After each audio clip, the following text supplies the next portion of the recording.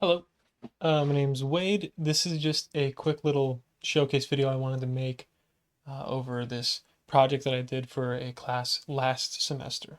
So, last semester, fall semester 2025, I was in a scripting class where we were using Unreal Engine 5 blueprints. Now, this is the final for that class. It was called the Feature Project, where we could look at any video game we wanted and take a feature mechanic from that game and try to recreate it in Unreal Engine 5.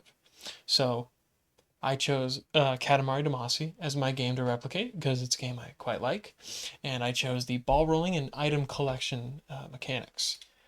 So this is the feature here in Unreal Engine 5. You can roll the ball around, which I also made this ball in Maya, which is, I mean, it's pretty simple, right? And then, yeah, it collects items. And there is an internal mass that's being calculated with each item added. And for example, those red pillars, like I'm probably not big enough right now. Yep, I can't collect them. So you have to hit a certain mass to collect larger objects, like in the video game, Katamari Damacy. So I forget the exact sizes I have to be to collect larger objects.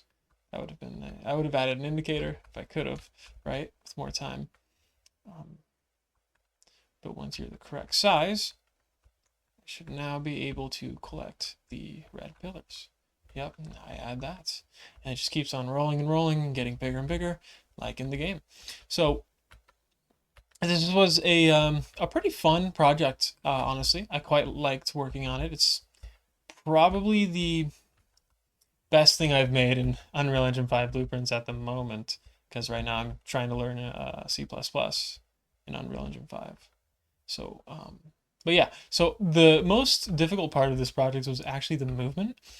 I couldn't get the ball movement exactly like in the game, like I wanted.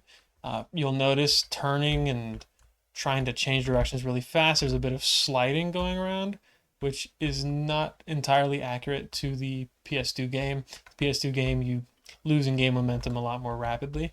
I wasn't able to figure out a really great solution to that. Unfortunately, I would have liked to keep. I would have liked to get it 1-to-1. It's still pretty close, the speed and whatnot, but it's just that that delay and momentum shift is something I would have liked to have gotten more accurate. Funny enough, the item collection was actually pretty smooth. Of course, there's just the internal mass being calculated and increasing that, and then if you're a certain size, then you can now collect these, etc. And just the collection itself is just attaching these objects to the player object, which is pretty simple, right? And UE5 just automatically calculates where to attach the two actors. So that's actually pretty smooth sailing. And then the last component to really talk about is the camera. The camera, as you can see, every now and then it bugs out a little bit, which is a little disappointing. I would have liked to polish that up a little bit more as well, so it doesn't do that. But the camera, other than that little glitching that bothers me, it works exactly as I would have liked. The camera zooms out as the ball gets bigger, just like the game, and the ball gradually takes up just a little bit more space in the frame, just like the game, right? So the camera and ball movement are like almost there, but need a little bit more refinement to be 1-to-1 with the game. But as for the item collection, I'm pretty happy with that as well. So I just wanted to make this little video. I made this months ago at this point, right? But I just wanted to make this little video showcasing this little feature project in Unreal Engine 5 blueprints.